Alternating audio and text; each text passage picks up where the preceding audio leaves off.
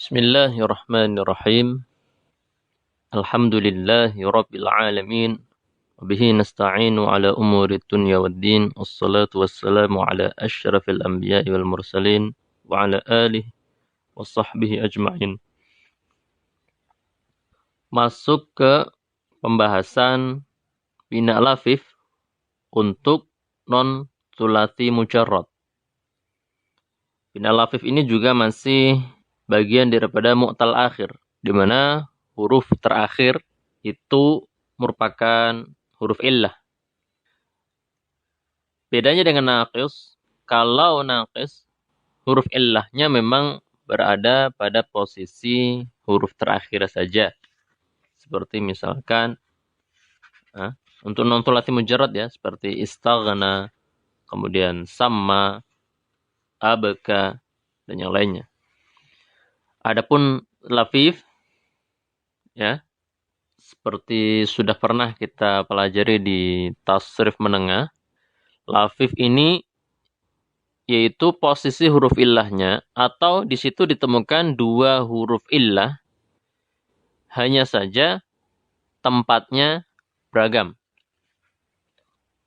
Maka dikatakan di dalam diktat tasrif menengah sebelumnya lafif itu ada dua, lafif makrun dan lafif mafruq. Dikatakan makrun bila mana kedua huruf illah itu berdampingan. Kedua huruf illah berdampingan yang tentu keduanya pada posisi terakhir, ada pada posisi ujung kata, pada posisi ujung suatu kata, suatu fiil misalkan. Sedangkan lafif mafruq itu ada dua huruf illah tetapi posisinya tidak berdampingan, artinya terpisah dengan huruf sahih. Ya, terpisah dengan huruf sahih ya. Sampai di sini kalau kita bicara masalah huruf illah, huruf sahih itu ya diharapkan kita semua sudah memahami dengan baik apa itu illah, apa itu sahih. Illah ya cuma tiga, alif, wawu, dan ya. Ya. Alif, wawu, dan ya. Ini selain alif, wawu, dan ya yang berfungsi sebagai huruf mad ya, huruf pemanjang, memanjangkan suatu harokat huruf. Bukan maksudnya itu. Tetapi memang huruf illah yang hidup. Ya, huruf illah yang bukan berfungsi untuk memanjangkan. Jadi, itu, lafif. Dan di dalam pembahasan tasrif lanjutan ini, lafif ini kita sendirikan atau dua macam lafif tadi, mafruq dan makrun, kita jadikan keduanya di bab masing-masing. Jadi di bab ke-6, diktat ini membahas lafif makrun. Lafif yang makrun. Yang itu lebih dikenal di dalam beberapa referensi lain. Menyebutnya untuk yang lafif makrun ya sebagai lafif. Nah, maka kita mengikuti umumnya referensi yang kita maksud tersebut. Dan untuk yang lafif mafruq, ya lafif mafruq, yang kedua huruf illahnya itu terpisah dengan huruf sahih, itu kita katakan sebagai multawi. Jadi di bab ke-6 itu al-lafif, yang dimaksud adalah lafif yang dua huruf illahnya berdampingan. Sedangkan di bab ke-7 nanti, ya, pembahasan setelah bab ke-6 dikatakan di situ bina al-multawi, ya, al-multawi yang dimaksud adalah lafif mafruq. Jadi al-lafif yang ada bab ke-6 itu maksudnya lafif yang huruf illahnya di atau berdampingan. Sedangkan al-multawi itu lafif yang mafruq, huruf illahnya terpisah dengan huruf sahih.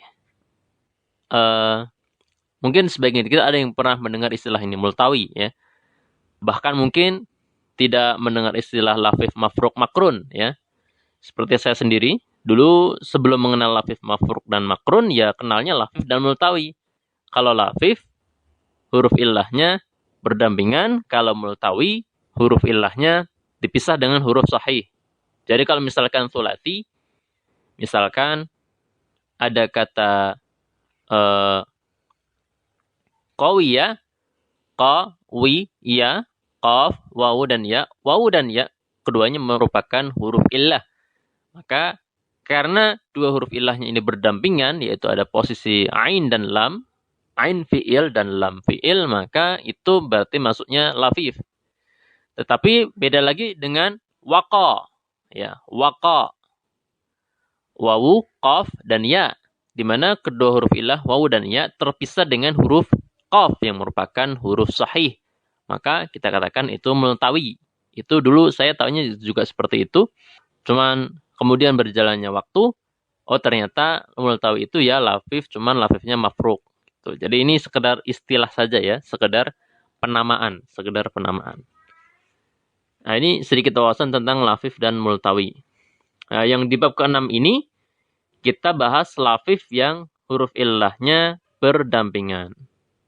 Nah, dari ke-16 wazan, 16 wazan non-thulathi mujarrad, beberapa kita ketemukan di situ, kita bisa melihat ada mauzun untuk ke-16 wazan yang ada. Seperti misalkan, aghwa, ya, aghwa, huruf ilahnya wawu dan ya, atau wawu dan alif, ya, yang asalnya juga adalah ya, di atas wazan af'ala.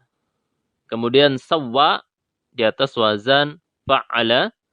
Kemudian qawa, fa'ala, dan seterusnya daripada contoh-contoh mauzun yang para pendengar bisa membacanya di halaman muqaddimah bab lafif. Demikian muqaddimah tentang lafif. Wassallallahu wasallam ala nabiyyina Muhammad.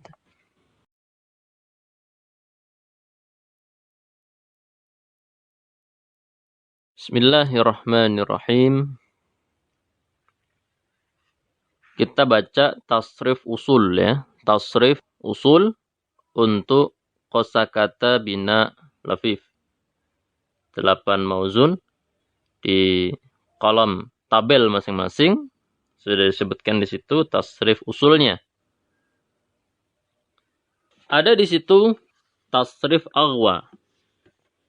Aghwa yughwi ighwaan. Ini mengalami apa? Mengalami ibdal. Ya. Aghwa yughwi ighwayan. Ighwayan yan berubah menjadi hamzah. Ya. Sehingga menjadi ighwaan. Seperti di bab ke-15 ya, di halaman setelahnya itu ada di wazan istaf'ala contohnya istarwa. Istarwa yastarwi istirwayan. Istirwayan mengalami ibdal menjadi istirwaan. Istirwaan. Juga insyawa yansyawi insyiwayan menjadi insyiwaan di bab infa'ala. Juga di bab ifta'ala ada istawa. Istawa yastawi istiwaan.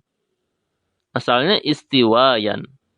Kemudian mengalami ibdal menjadi istiwaan. Ya, seperti itu. Dan lanjutan masing-masing untuk mauzun tersebut sudah tertulis, tertuang, bisa dibaca tasrif usulnya.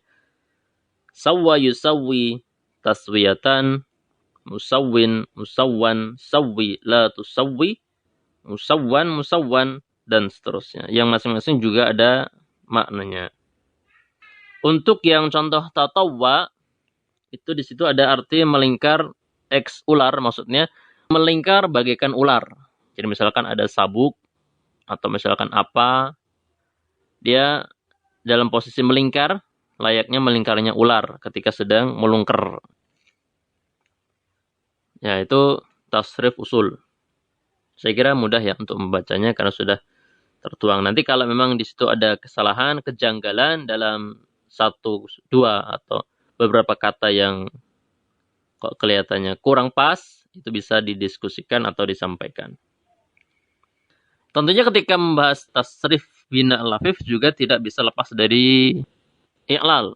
Sebagaimana halnya ibdal tadi. Maka aghwa yughwi, asalnya aghwaya yughwiyu, ya, sehingga dikatakan bab af'ala yuf'ilu. Kemudian sawwa, yusawwi, asalnya sawwaya, yusawwiyu. Qawa, yuqawi, ditimbang. Qawaya, yuqawiyu. Istarwa, yastarwi, istarwaya, yastarwiyu. Di atas wazan istaf'ala, yastaf'ilu. Ya, istarwaya, istaf'ala, yastarwiyu, yastaf'ilu. Dan yang lainnya daripada kosakata bina alafif yang tentu di situ sesuai dengan wazannya masing-masing. Dan beberapa kata memang nanti sebagaimana bina-bina yang lain yang sudah berlalu pembahasannya tidak kita sebutkan tasrif furuknya. Ya, sebagaimana diuraikan dalam catatan kaki seperti aghwa tidak diurai tasrif furuknya dan silahkan mengkiaskannya untuk tasrif furuknya kepada tasrif abka. Ya, di bina naqis. Tatawwa juga tidak kita sebutkan tasrif furuknya dan silahkan dikiaskan dengan tasrif takassa di bina naqis. Demikian pula dengan istawa tidak kita tasrif untuk furuknya dan bisa dikiaskan dengan tasrif ishtara di bina naqis. Kemudian di kosakata, poin kosakata ada berapa itu?